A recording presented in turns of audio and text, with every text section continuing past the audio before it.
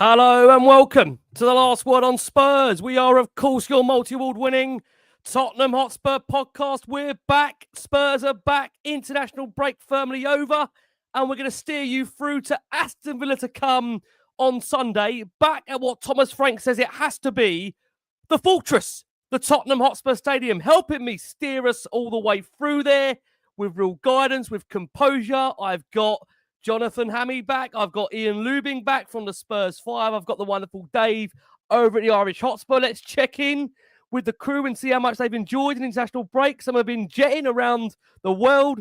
Some have been staying here in the UK. Some have been over in Ireland. Different experiences, different changes. Dave, how are you? Love to have you back alongside us here. Yeah, I'm keeping well. Unfortunately, I didn't get to top up my tan like Johnny. But, you know, I got to stay here in miserable Ireland. But, yeah, I'm keeping well. It's good to have club football back, Ricky.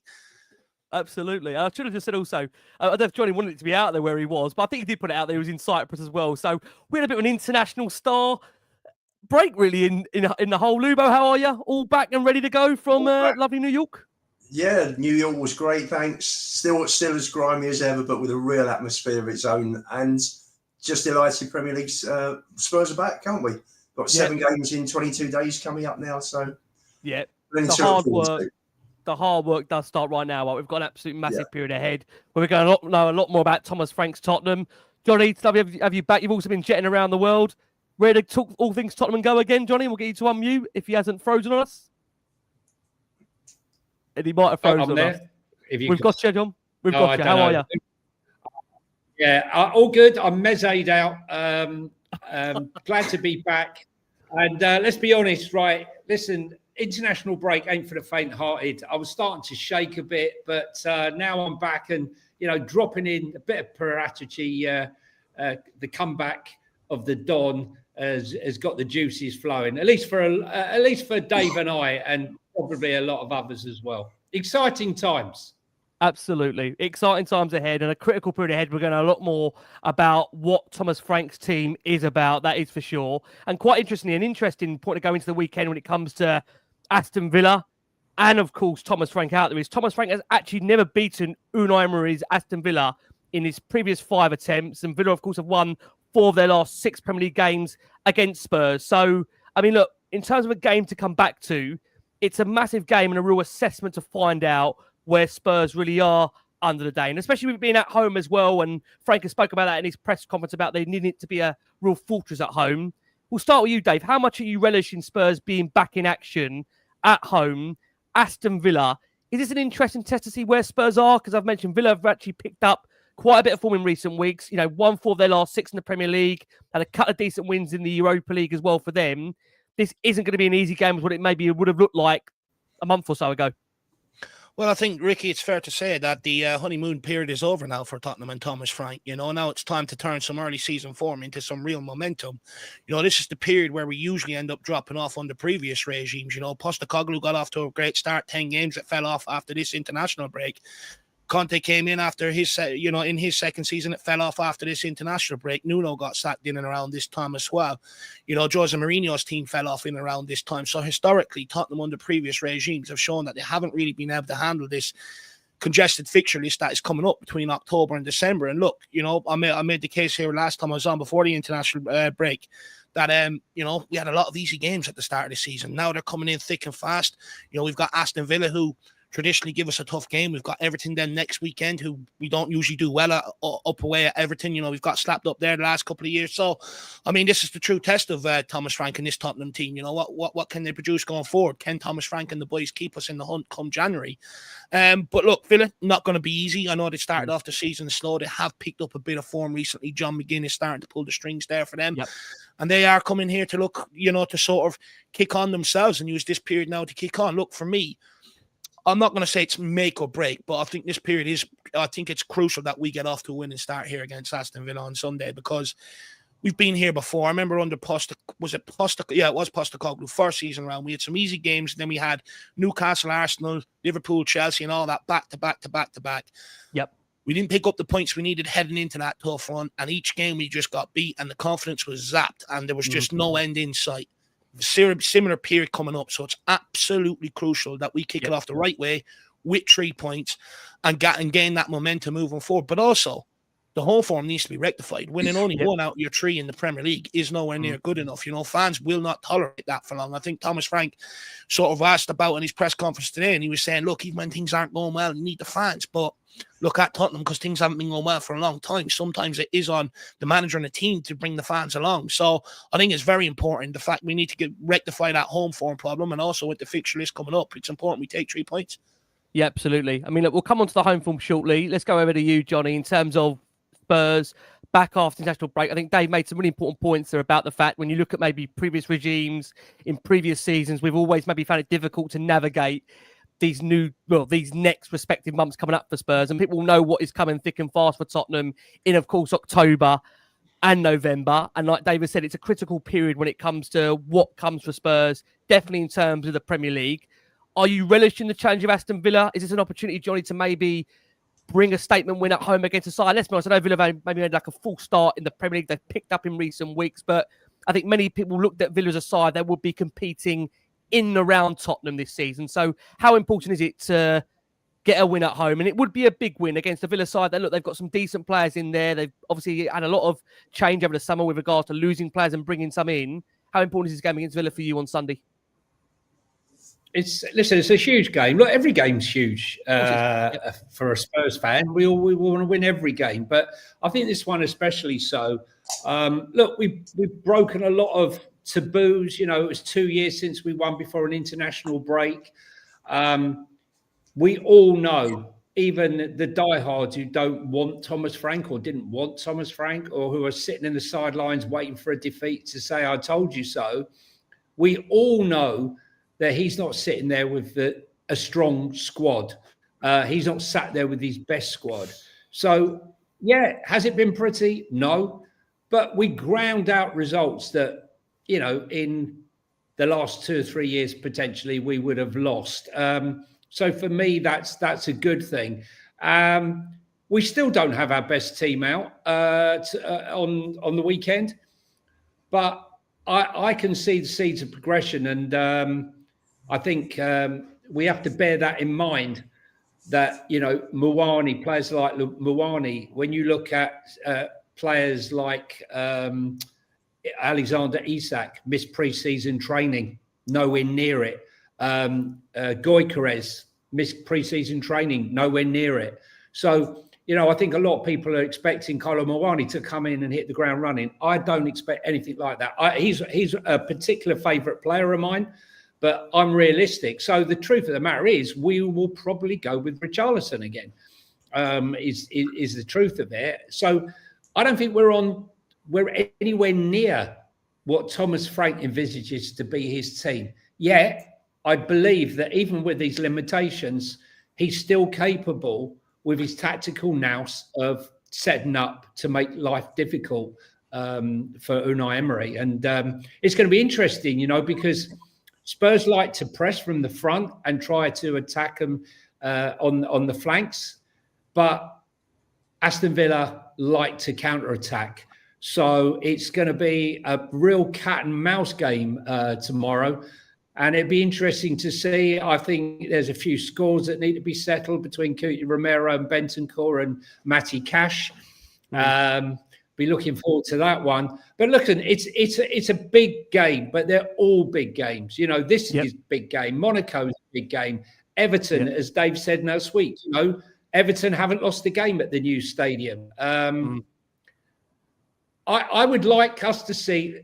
Look, do I think we're going to get beaten between now and the next international break? Yes, probably. But am I going to be in a panic mode? No. It's about fight. It's about showing some heart and showing that, this team isn't going to lie down and be beaten 22 times. And I don't believe they will. But we've got to keep the faith. It's very difficult for some in the fan base, because we all want instant gratification, but you ain't going to get it. And if by some miracle he manages to go through these next 7 games with maybe 1 defeat, I think that will be like manna from heaven. It really will be. Yeah, there's a lot of games. Before we go on, Dave, you want to quickly say there before we go to Lubin? Yeah, I just want to caveat what I had to say there. I do think we are better equipped and better set up to be able to navigate this period that we've got coming up in terms of the defensive structure. You know, the fact that even though we're not ripping teams going forward from open play, we still are dangerous from set pieces, long throws into the box. So we are much more better equipped to deal with this period of games coming up than maybe what we have been. Because with Jose and Conte, it was gung-ho one way, defensive. With Ange Postecoglou, it was gung-ho the other way. With Thomas Frank, there is a bit of a happy medium there. So I do think we're better set up to take more points. Dave, thank you. Let me go to Lubo. Lubo, lovely to have you back on with us here. It does feel like, as the boys have touched upon there, critical period coming up. I mean, as we've said, October is a period that normally we see some of the best of Tottenham, we see some of the worst of our keeps, so we've got to get past match day 10 against Chelsea. How do you analyse Villa on Sunday, Lubo, and the period we've got coming up when it comes to getting results for Frank? I think it's going to be tough. I think you look at the Spurs of this season, it's not pretty, it's pragmatic, they're resilient, they've got a good mentality, a real never say die mentality. He is short in the first team, let alone the squad. And I think he's doing a great job. I think he's done a brilliant job so far with what he's got. We've been fortunate that key players who started the season are still playing and, thankfully haven't picked up any injuries. I think for me, I'm not expecting too much this season. I'm expecting hopefully a 6th place because I think our best chances of a trophy under Frank will be next season with another Europa League win.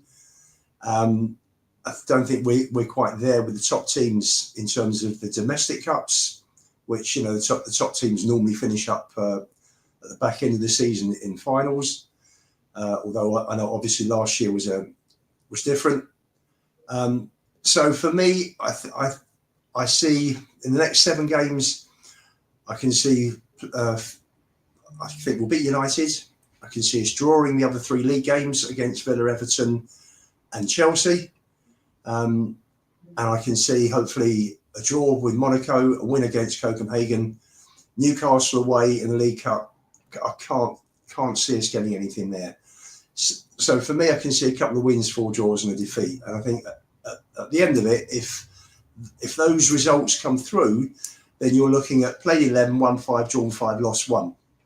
And I think at the beginning of the season, I think if you're looking at 20 points from 11 games, looking at it realistically, we're not going to win the league. We're not going to challenge the top 3. I would say that 20 from 11, I'd be very happy with.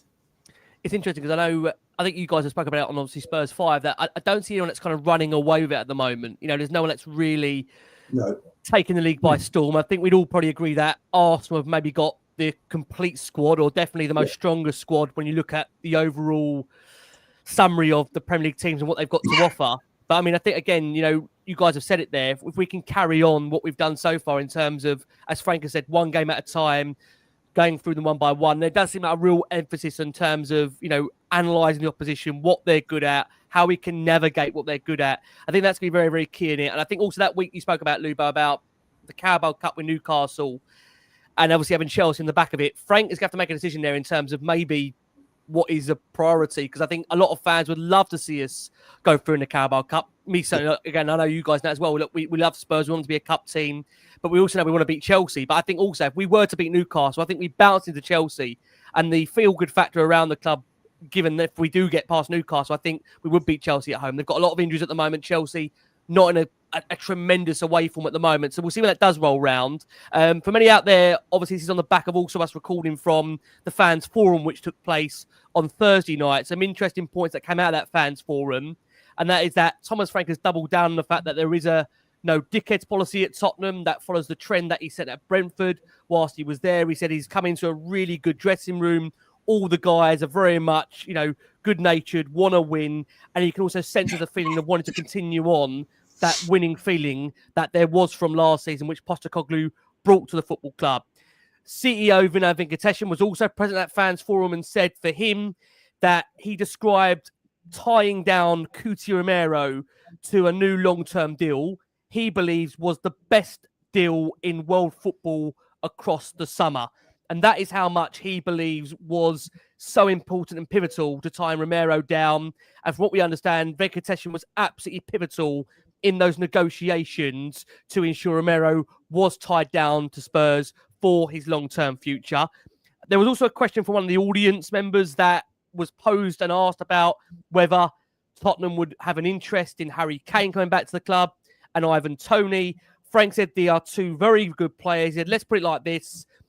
Harry Kane is a legend. And I said the other day in the press conference, if he wants to come back, he's more than welcome. Of course, Ivan Toney, I've coached him for a few years. He's a top player, a top guy, a very good striker. So my response to both of them would be, let's see what happens in the future. I think, we've had so much speculation over Harry Kane in this last recent month or so. I mean, Dave, I'll start with you very quickly on this. I don't want to take too much time with the show because I know we've discussed Kane at length when you've been on here. Frank talking it up in terms of saying he's a legend at the club. We'll maybe have to work with him again in the future. Harry really kind of non-committal during this international break, again, re-emphasising that he feels he's got a lot more, somebody win at Bayern. Ivan Toney, a player that he's worked with previously. Do you have a feeling on both of those, Dave, whether they would be two players Spurs would look at in future windows? Look, I think if Fabio Paratici can bring about the return of Harry Kane, I think he'd go down as a club legend there, to be honest with you, in terms of director of football. I think, look, it's ironic that we're sort of trying to bring Harry Kane back to fill the Harry Kane-sized hole that he left in the first place. I think, look, what I will say is with the summer that we've had in the summer, if we can continue to back that up next summer and have another good season and keep pushing in the right direction, and, the Lewis family's, goal is to push us towards trying to challenge for silverware and pick up silverware. But bringing Fabio Paratici back and that, I think we're trying to put ourselves in a position that when Kane is ready to come home, make his return, because he will want to come back and chase that Premier League record. I think we're trying to put ourselves in a position that we're the only destination he signs on, which I think, is I think what many Spurs fans want. Most Spurs fans want him back here. I think, you look at the money we spent on Richarlison, Solanke, Matisse Tell, it hasn't really worked out for any of them at Tottenham Hotspur, and none of them can even give us a third of what Harry Kane used to give us. And, I think I'd argue, strikers let down Postecoglou last year. It's let down, Thomas Frank at the start of this season to a certain degree, not having that sort of clinical man up front. And I think it's important that we rectify that problem. Ivan Toney is another option. He's done well out in Saudi since he's gone out there. I'm not sure it's a January move you would make. I'd like to maybe look at it in the summer and get him in here ahead of preseason and get him fully up to speed and stuff like that. But I mean, they're two very good striker options that would solve our problem, but not for the long term, but it'd be, for the medium term, a couple of years or so anyway. Yeah, I mean, just coming over to you, Lubin, on that point. Toney, Kane, I mean, the only reason we're talking about them is because of the fact it's come up in this recent fans forum and Frank has not really shut either of them down. I mean, your gut feeling, would it be a big win for the Lewis family if they were to bring Kane back, which I think Dave put it so eloquently, to fill the Kane size hole of when he left the football club? Because quite frankly, we've never quite, and I don't think you were ever going to really solve Harry Kane's departure because of how good he is. And Ivan Toney's a man that, of course, Frank has worked with in the past and had tremendous success when it comes to developing him as a striker. And he's just done very well over in Saudi. What do I think? I think there's every chance we'll get Kane back at some stage. Hopefully next summer, if not next summer, the year after. Because I think he'll do a job. He will play into his mid-30s. He's 32 now. We could get a couple of really good years out of Kane while we're bringing through, other strikers. I think it'd be brilliant. I don't think there'll be any more Enoch outs if they bring Kane back as well. Toney is a good player, quality centre forwards, wasting his time out in Saudi. Listen, we know players go out there for the money. Shame for him because he's off the England scene completely, and I'm sure he'll probably be looking at the World Cup next summer thinking, I wouldn't mind being out there, which is why maybe, just maybe, he'll come in January, to let Tuchel know that he's still around. Okay. So and to make his claim. So why not? We are lacking terribly up front. Yeah. Richarlison started with 3 great games, and his form after the Man City game has just dropped off a cliff. And Solanke we haven't even seen. But he's not the answer either. Muani, not even sure if he wants to be at the club. Probably, it was a last minute opportunity for him. PSG didn't want him. Juve couldn't afford him, so he came to Spurs. He turned up out of condition, which I think was really poor. Professionally, it was really poor. For me, these players shouldn't be turning up 11 weeks without any training or matches. Does he want to be at the club? I don't know. anything we get out of Muani for me is a bonus. So we are lacking up front. We really are. You know, I hope Matisse Tell can come through. You know, I thought he had a very good 45 minutes before he got injured at Leeds. He's scoring, both him and Odobert are scoring for the French under-21s. Yep. They just need to transfer that form across to the Premier League, and we'll be a more potent strike. We'll have a more potent strike force. At the moment, we're lacking there, and but having said that, the goals are being shared around, aren't they? Yeah, they are at the moment for certain, and it's actually quite interesting. Frank was asked both in his pre-match and his and the forum on the back of Thursday about the fact when he came into the club, was the ambition from the start to really improve us defensively before then looking to really go into, as we've discussed before, this kind of phase 2 and phase 3 of the attack. And he said, look, when I came in from day one, my focus was on making us more solid. We conceded a lot of goals last season. He also made it very clear, because he was asked a question from the audience, that he has a real understanding about the heritage of Tottenham from Bill Nick and from Arthur Rowe about the need to play in style at home. And he said that's also a two-way street, which I'll come on to in a second, about making the home a fortress. John, I know you was on here a few weeks ago about Kane, and you know you didn't want to be drawn too much into that debate whether he'll come and go. With Ivan Toney, for example, if in this next set of period of fixtures, which you have also claimed to be a crucial one, if we don't see goals coming from the front line, do you think that'll be an area the club will address in January? Because Frank has already said that there's plans underway for January, spoken with Paratici, spoken with Langer already during this break, and they are already focusing on what could be January. And he said, look, we will be in the market potentially if we feel players right for the club, but did mention the fact we've got a strong squad in his opinion, with players still to come back. Listen, I don't think it's just the strikers. I've got to be honest with you. The quality of crosses into the box needs to be improved. They're not good enough. I think Thomas Frank said the same thing himself today. So, you know, will we need a striker? Yeah, we probably will, depending on how Muani is. I think it's very unfair of Ian to write off Muani at this stage, to be honest with you. You know, but it is what it is. But I don't expect to see any fireworks early doors. Harry Kane, look, who could ever replace Harry Kane? You're asking to replace the irreplaceable. You know, if Harry Kane left England, England wouldn't be the same. Bayern Munich fans who were waxing lyrical about Lewandowski, about how he'll never be replaced. And Lewandowski who?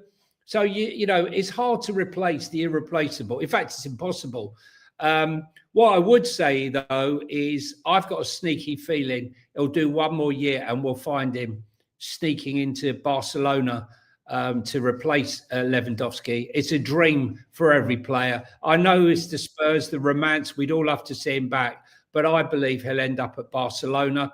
And Ivan Toney, I think more or less the same as Lubo, actually. I think, you know, if he wants to get back in that England team, then he should be looking to cut his wages somehow or other and come to Spurs. But I'd only take him on loan. I've got no interest in a long-term deal personally because of, you know, a no dickhead policy, as he said. I did like Thomas Frank's comment today when asked, what did you tell them when you went for the interview to get the job? And he said, I'm the shit. I mean, where did that come from? Listen, I think Thomas Frank is offers fantastic tactical nous. I can think he can clearly see that not everything is right. Phase 1 at Spurs, fantastic. Phase 2 is definitely way better with Paulinho, but phase 3 at the moment is a shit show. We can all see it. It's dysfunctional. It's hit and miss, and you know it's got no fluidity to it. But this is something that's going to improve. But we're judging everything now on phase 3 more so than phase 1. But luckily, phase 1 is solid. You know, not perfect, but bloody solid. And if we can start to improve and get players back on the flanks and through the middle, whether it's Muani, Solanke, or Richarlison starts finding his feet again, and you know we're going to actually starts to see the goals come in. I don't think he's really bothered about the Shearer record, if I'm brutally honest. I think if he was, he would have stayed, Harry Kane. I think it's more about experiencing football around Europe, and I think he's really enjoying life at Germany. And let's be honest, he's in the absolute form of his life at the moment.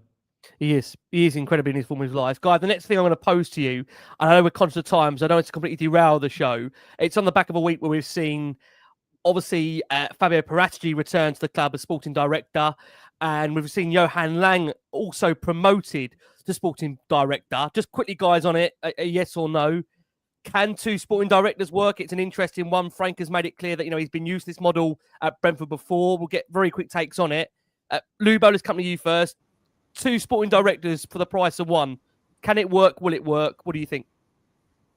I think there'll always be one stronger than the other. I think Paratici will have more influence than Lang because he's working with first team players, which is the main part of the club. It can work, yes. I think Frank will quite possibly come in. At the end of the day, he's the manager. He will want his players, and I think both of them will be working towards getting Frank what he wants. So yes, it can work.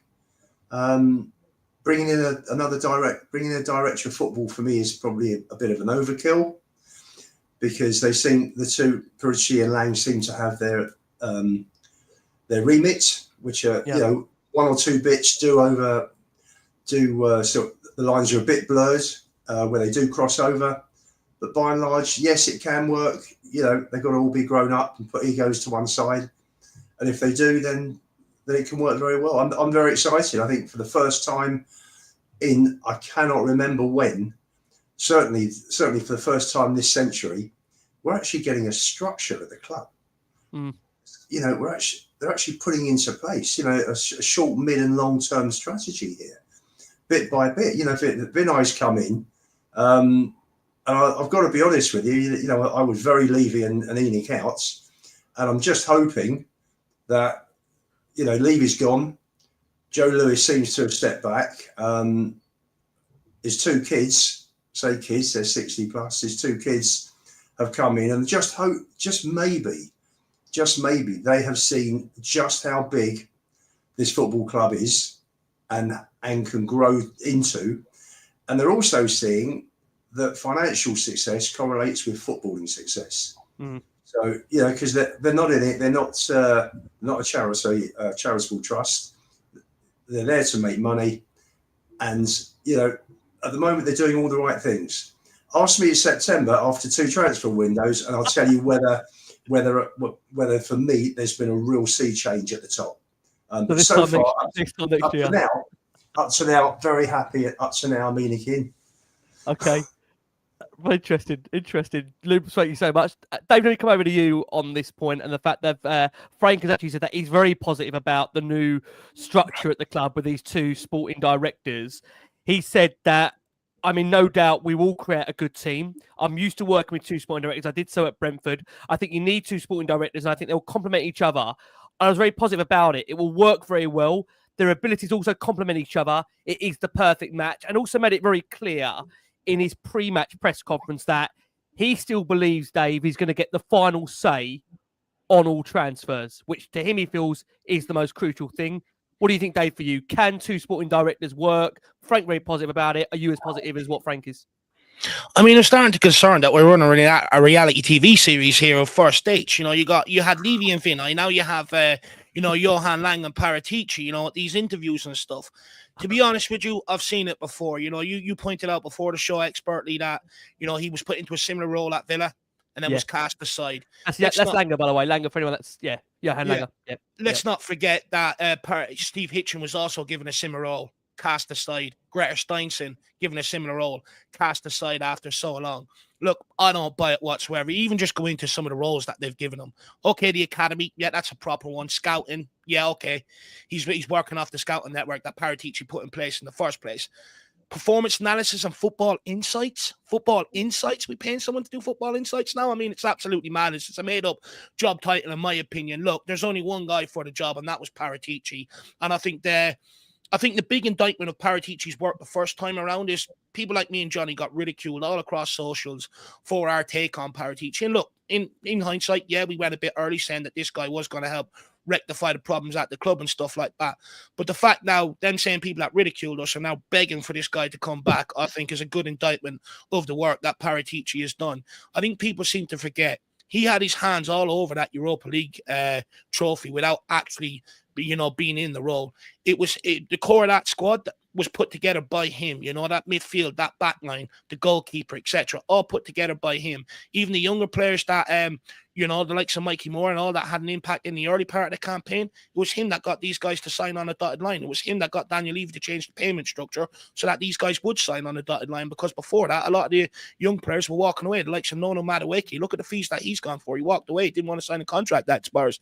He put in the data-led scouting model and absolutely everything else. So for me, I think it's only right that this guy's brought back in, to finish the job. But everyone knew it was coming. I'm not surprised. He was given the advisory role, for the last couple of years while his ban was going on. He was always going to come back in and take back up the reins. And look, let him put the finishing pieces to the puzzle. And also, I think that the fact that Johan Lang is sort of, in a sense, he's being pushed aside with Paratici coming in. And the fact that they've taken him away from conducting transfer windows, I also think is a massive indictment of the job that he's done here, how badly he's failed in previous windows and stuff like that. And I'd argue, I don't think this structure benefits Tottenham Hotspur. I'm of the opinion too many cooks spoil the broth. I'd rather it just be one guy making the decisions. At the end of the day, they're going to both have their own sort of players that they're going to want to bring in and stuff like that. So I just don't see a world where it can work. In fact, I'd argue the only one that actually benefits is Johan Lang, because he's going to get to work alongside Paratici. He's going to get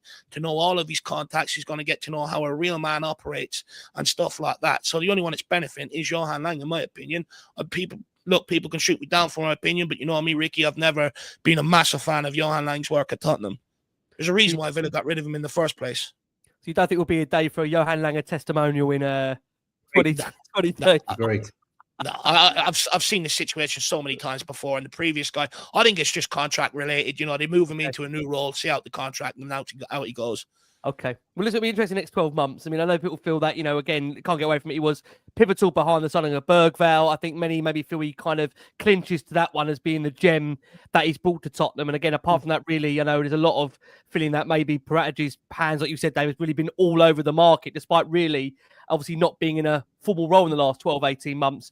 John, let's come over to you about that structure and how it's going to work. And also just one other thing, if you don't mind me asking you, because I know we've had you on previously about talking about this gentleman, and you were very complimentary about him in the past, and that was Leonardo Gabbanini. And we understand Paratici still has plans to maybe bring the Italian back to the club, and those conversations are ongoing, reportedly.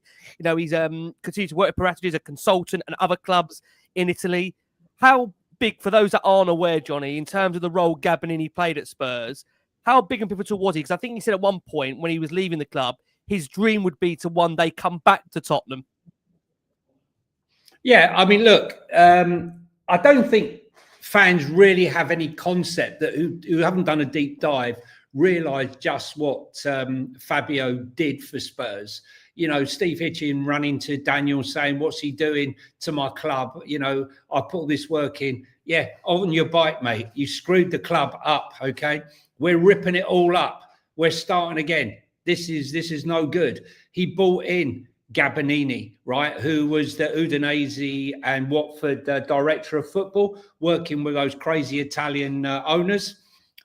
He was instrumental in bringing Destiny Udogie, because at the time, he as I said, he brought in Destiny to Udinese. So he brought him in for Conte along with Fabio. But he also brought in Scalding down from Rangers, who's still there doing the the loans. Very important player in the club. He brought in Steinson, who was doing a good job, and he brought in Gabby. And what happened as soon as the shit hit the fan with the charges and everything, they brought in Scott Munn. And what did Scott Munn do? Try to undo everything that Fabio had done? Upset Gabby. Gabby left because Gabby thought he was going to get the job, right? Because if Gabby had stayed in the job, he would have liaised with Fabio as the consultant, and I believe that would have worked far better. Steinson would have stayed. Scored is the only one that's left now. And instead, he brought in Johan Lang, who, let's be honest, was demoted to the youth setup, almost forced him out indirectly. It was a step down. I don't see it as a step up. But do I see that it can work as a double? Yes. Fabio at Sampdoria and at Juventus worked with Marotta, and Maldini and Massaro were credited with working together for AC Milan to win them the title.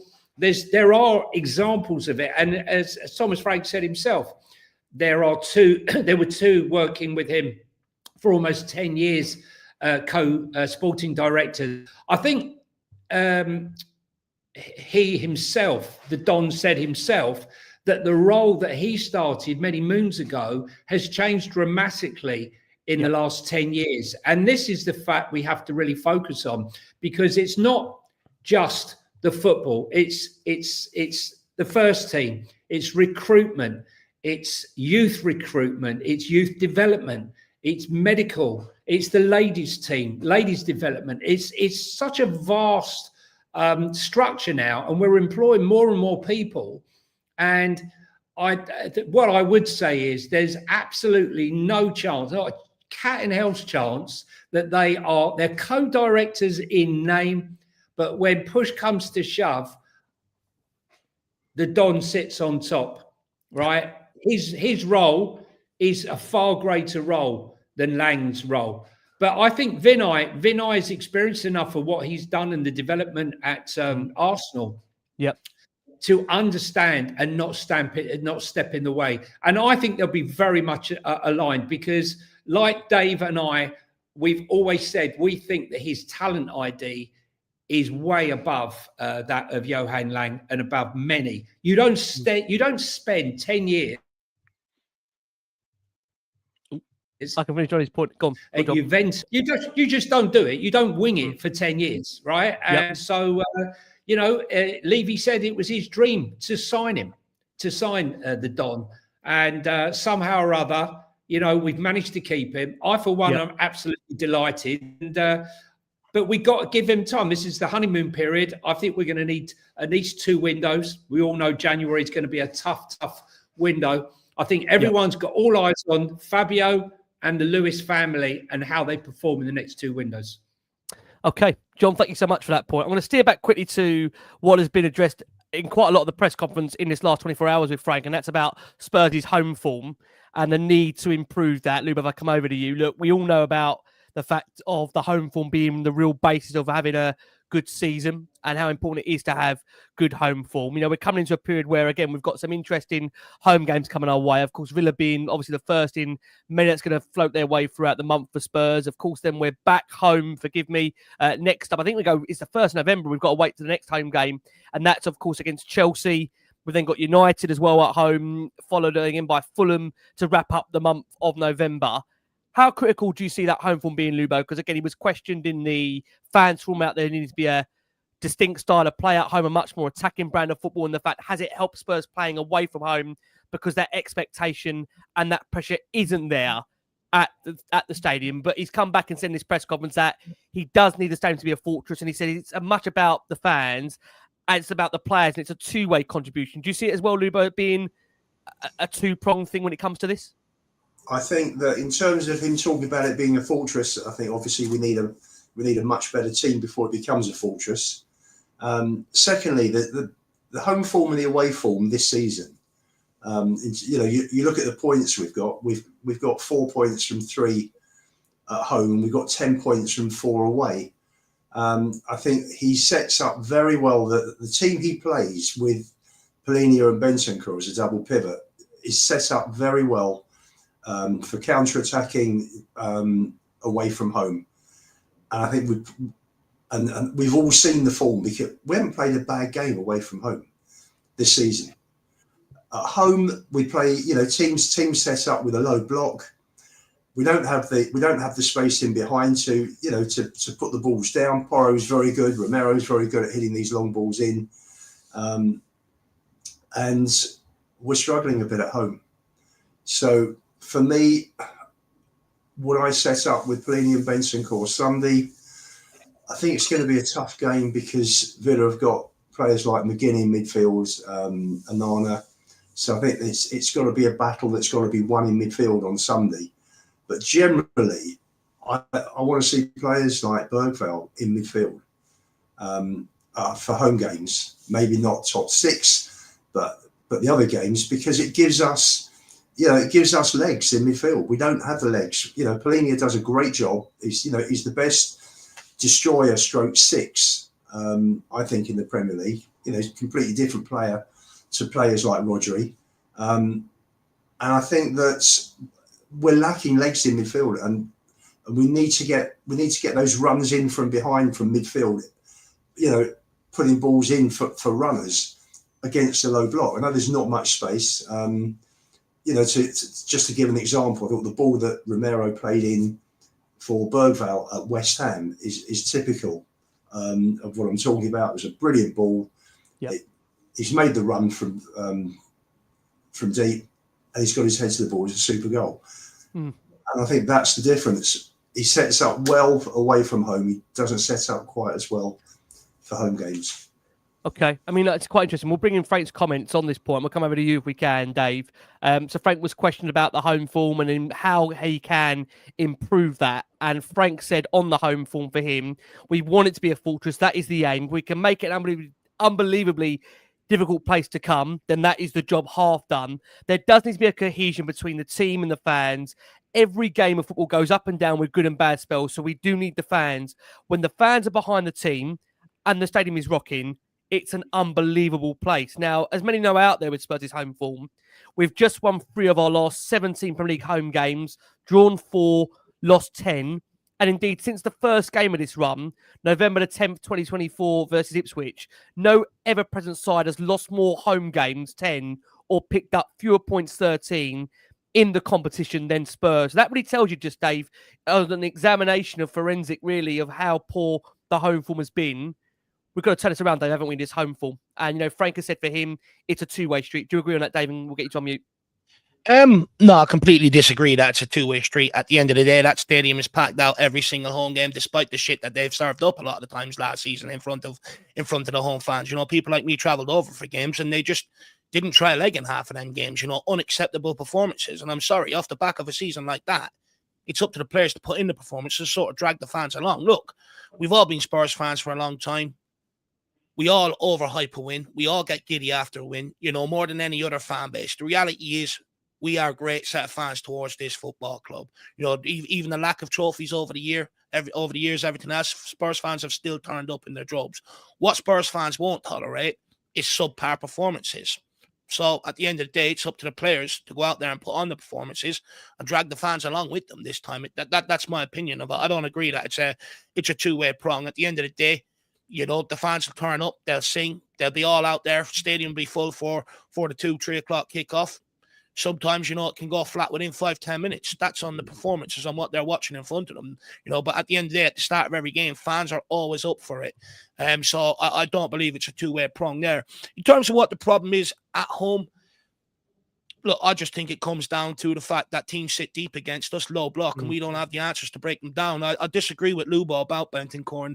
Look, I'm probably in the minority here because a lot of people would agree with Lubo if you look across Twitter and stuff like that they think Bentancur is a real problem. I don't. I think Bentancur does exactly what you need him to do. Paulini is your midfield destroyer, and Bentancur is the guy that picks up the ball and, links the back line to the midfield or the back line to the attack, and I think he does that well. I think, many people are seeing the problems across the forward line and are actually putting it back on someone like Rodrigo Bentancur. I'm not being funny. We do have good possession at home. We get into good positions, but it's often the final ball that's lacking, and that comes from the winger. That comes from the person in cam. That comes from the striker. I think that's where your problem is. We just don't have the ability to break teams down down. We don't have the technical ability. We don't have any good partnerships that can rip teams apart and stuff like that in the forward line. It's a huge part of the problem. It's a problem that's carried over from last season. So for me, that's where I think the problem is. I don't think the problem is in midfield. I actually think Paulinho and Bentancur give us that best base. When you look at someone like Bergvall, Thomas Frank alluded to it a couple of weeks ago, sometimes we have to tell him to stop running. He's just not disciplined enough to be in that role, to shield that back line. You go back and look over the kids' games last season at Tottenham, and you go back to the Brighton game, when he's playing in that deeper position, he gives away the ball too much. And usually it gets turned over and put in the back of our net. He can't play there. He's not disciplined enough to play there. With Paulinho and Bentancur, they just give us that little bit of experience, that little bit of know-how, that little bit of protection that others don't when they've played there. So for me, I think it's the perfect base. So I just think Thomas Frank is just waiting for the likes of Muani to come back, Solanke to come back, the likes of Kulusevski to try and get back. Because honestly, I'm not sure there's much more he can do with what he's got at his disposal in the front line currently. I think when you see that problem span over two managers, and they're two different type of managers, it speaks more of the quality of the players and what they can execute, what they're being asked to do by different people, rather than, the quality of the manager and stuff like that. But at the end of the day, look, your home games are your bread and butter in the Premier League.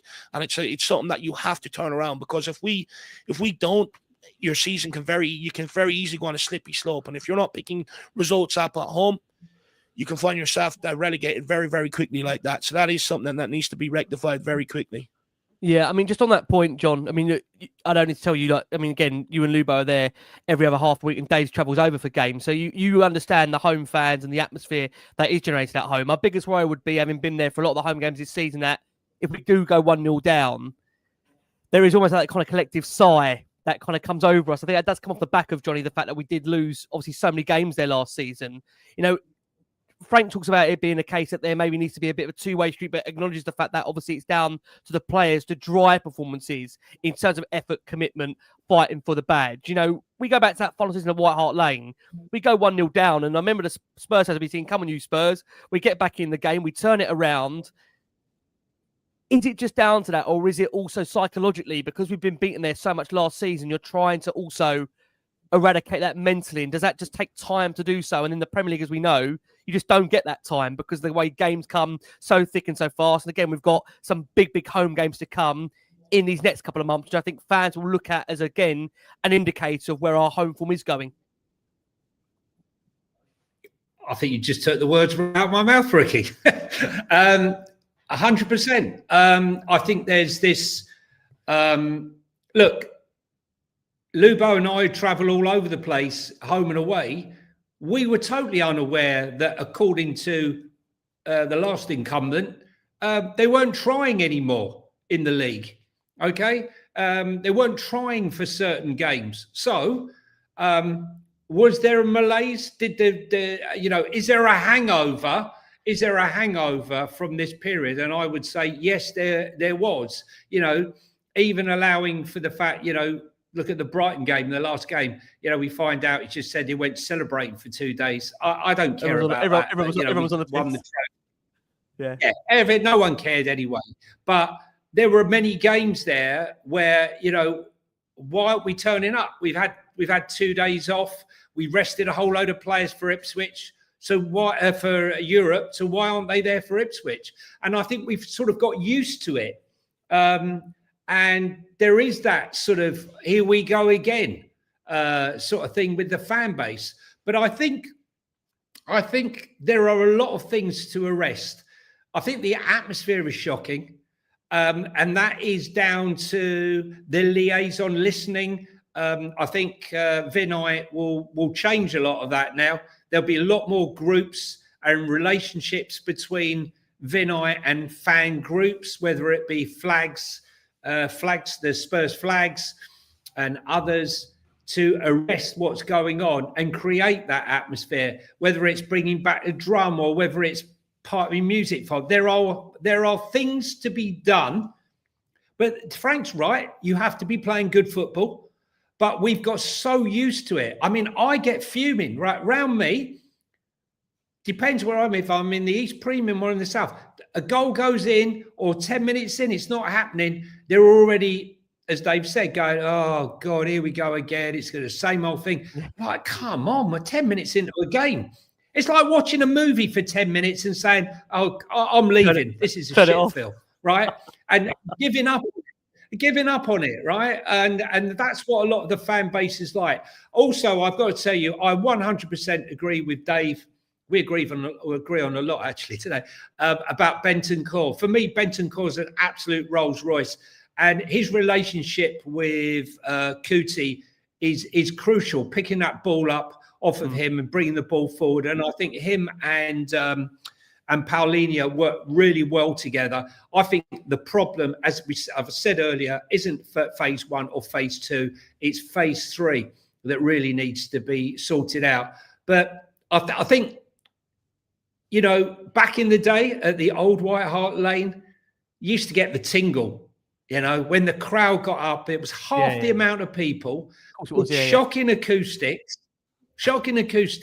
yet, they were special nights. That last season we went unbeaten in the league, incredible. The crowd always lifted them up. And I just think if the crowd starts to sense that we're about to turn it around, and there really is hope that this is the manager, and this really is, Enoch turning over a new leaf or realising real ambition, then I think things might change. But it's slowly catch the monkey, as they say. But I think there's a lot needs to be done off the pitch with the fan base, whether that's relocating fans. That South Stand was designed to be like the wall in Dortmund. And I've been to the wall in I've been to the wall. I've been to Dortmund as Lubo, right? And let me tell you, it's not 1/100th of that. It's nothing. It's nothing. It can't have a candle to it. And I think Crystal Palace is louder, if I'm brutally honest. Yeah. Again, I think you make a lot of points. There is definitely, things that do need to be done to improve that. I think, like you rightly said there, Vinay will be sitting down with the respective fan groups. He also did make a point in the fans forum, for those that haven't watched that, important to go and watch that. I'm sure many will over the weekend, that they are now re-looking at the idea of having statues at the Tottenham Hotspur Stadium. So to bear that in mind. They've already got that in the works, apparently. So, yeah, I know a lot of people have called for the fact of making it more of a football stadium rather than it being an F1 Formula track or NFL or a concert venue. I think, hopefully that message might now be getting through, that we are there to play football matches. Is that them finally reading the fan base? I mean, listen, I don't like to use the word cop block, but I think, is it really the fact that now that all of this is happening, all our dreams are suddenly coming true? We wanted statues, we wanted fan liaison, we want all the things that we asked for as reasonable requests as a fan base for all the fan groups, Change for Tottenham and all the others. Suddenly, they're all being addressed. And, one has to ask the question, who was blocking all these reasonable requests? And if they go ahead and they do these things, I want to see a statue with Bill Nicholson. I want to see a statue with some of the greats at Spurs who have long deserved to have a statue. And that includes Jimmy Greaves, and that includes Bill Nick. Yeah. Because when you go there as a Spurs fan and you take your kids or you take your grandkids, and the kid, the boy, the girl says, "Who's that, Dad?" That's our greatest manager that ever run the club, right? They understand the history. Right now, it's soulless. There's no understanding of what went on in the past. And I think it would be an amazing thing. And I pray it all happens and happens soon.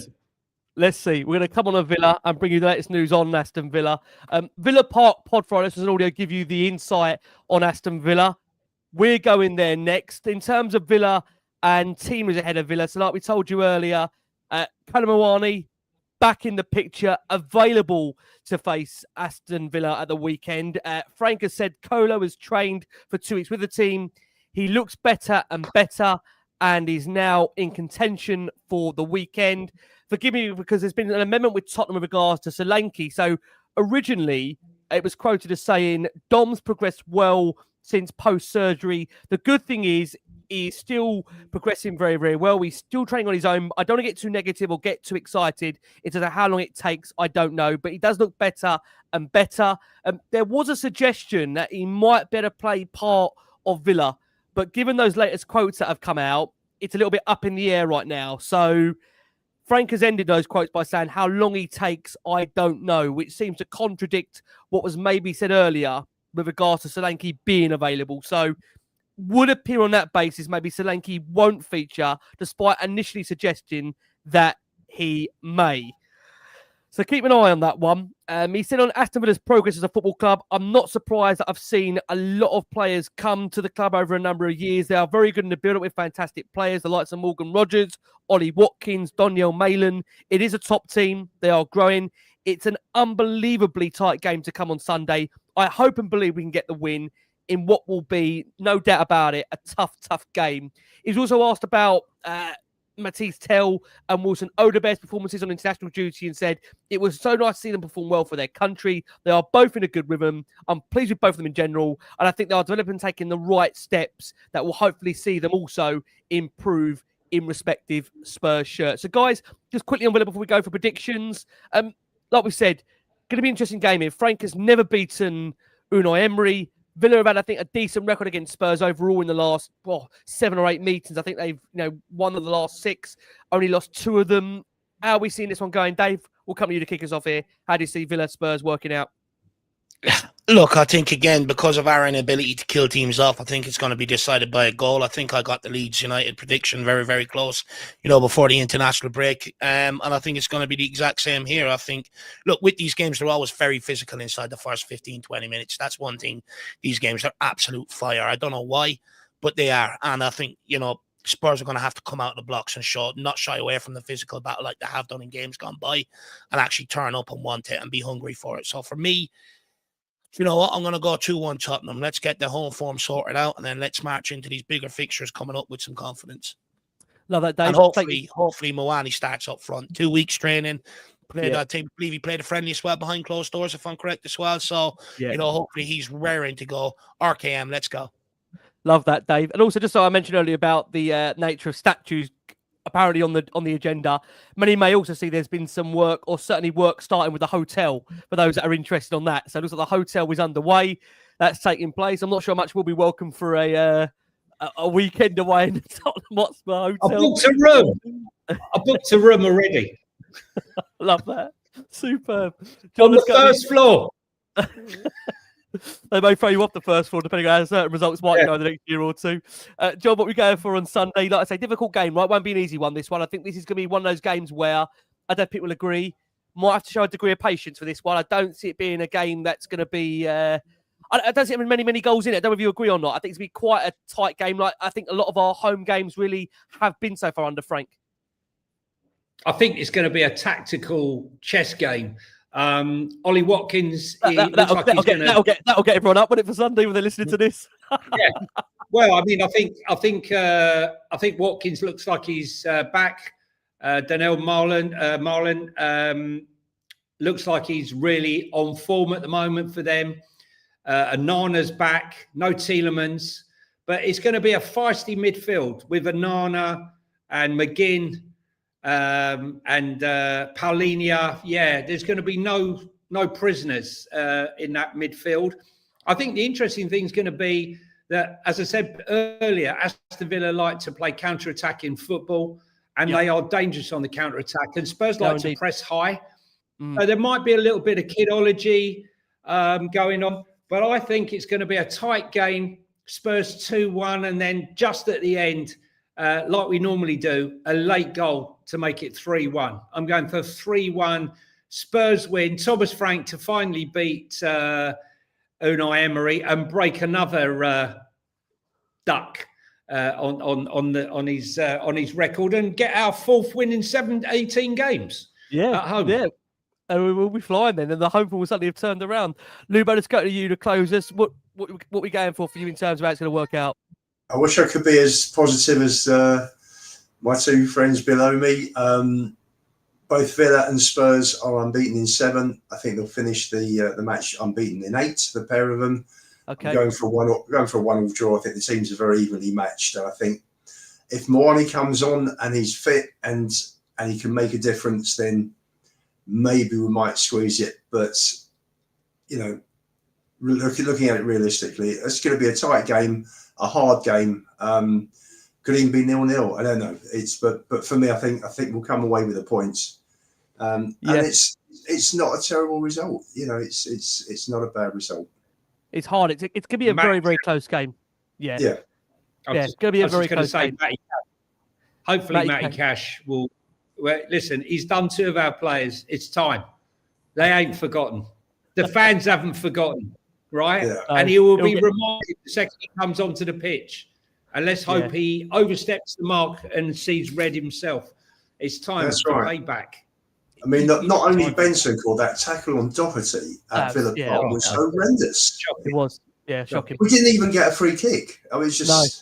Yeah, we've had some really, I think, strange refereeing performances against Villa, especially with Cash. Very, very bizarre.